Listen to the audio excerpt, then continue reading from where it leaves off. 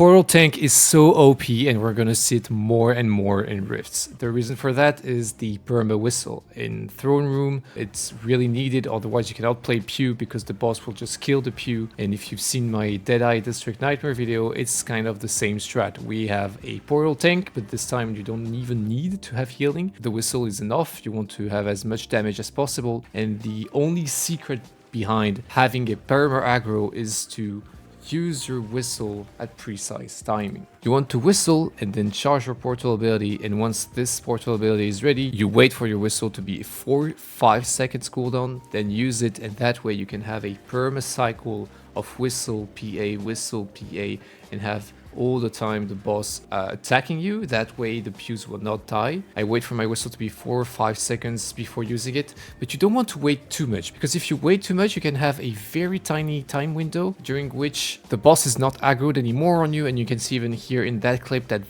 this one bull is not aggroed on me, and that is actually a problem, because if it goes on pews you just lose DPS. If it goes on the teammates, they have to dodge it, they were not expecting it, so you really have to be focus on that, and it's not that easy because you have to dodge the attacks, you have to focus on using it precisely, and you also have these shells. It's like being a spit shot whistle in the old strat. It's the same thing for a portal whistle. They're annoying, they're gonna target you, and you have to get rid of them. And the best way for that is to group up with your teammates. You are a team, you are playing together, and so you as the whistler, you have to go towards them so that they can help you kill them, and them as speed shots have to come towards you to help you. You can see here that I even waste a bit my zap into the shield of one of the shell. I should have not done that, I should have waited, but otherwise my teammates were playing quite well around me. Here in this clip I'm going to try to get both of them and then get a bit down, because I also have all these zones on me, double zap and then a taser, and I will then re-whistle, but I still have a shell on me, so I'm turning around, my teammates are following me and helping me killing it, and then we can finally come back to DPSing the boss normally. The hardest part being keeping the aggro. I'm doing it here one more time, it's a different clip, but it's kind of the same behavior, trying to get both shells and running away a lot, double zap, taser, but watch out, because here you can see I even lost the aggro because of all that, and so some balls are going on my teammates, so doing both is quite hard but manageable. And now we can see a clean run in which I never lose the aggro of the boss even though shells are coming. So yeah, whistle and PA, once my whistle CD is like 4 or 5 seconds, I get one shell, I can lure it towards my teammates, which is also a mistake because the balls are following me, but hopefully for us the pews died just before that, so we actually did not waste any DPS from this. And now I have the shells on my teammates and I can come back to taking the aggro of the boss. All the zones, for the zones, yeah, I would advise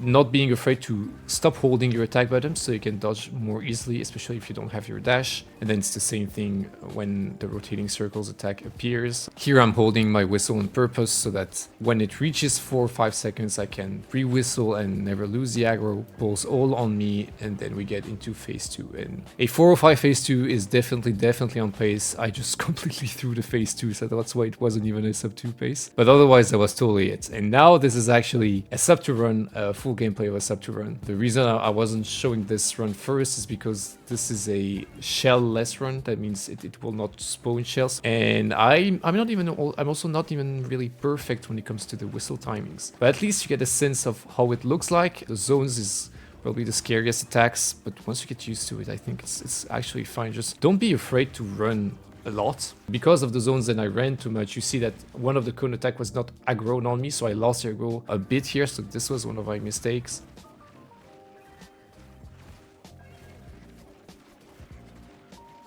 And here I also lost the aggro a tiny bit for a frame, and the boss was about to do a cone attack but it didn't, so it was all fine. Then in phase 2 it always goes a pull, and once it starts doing its first attack, I want to whistle, the boss will target me, and you can then dash through, and then the boss will actually spin towards the direction of where you were before. So that's a good way to use your whistle during phase 2, and you can do that every time the boss does a pull attack. Otherwise it's quite hard to find timings. I asked Sloom, which is kind of the guy behind this whole strat. You can probably see his message and what he replied to me when it comes to when and how you can use your whistle in phase 2, but it's quite hard. And one big mistake I also do, and you're going to see it right here, is that I did not wait for the boss to do an attack animation before dashing out. I instantly dashed out as soon as I saw the boss was coming towards me. And so what happens? Well, the boss keeps on following me until it's in range and just kills me. We still had the sub 2, even though the end of the run was not really clean, but it's even a sub 145, so it proves that you can probably do it at Elite 150, Elite 140 with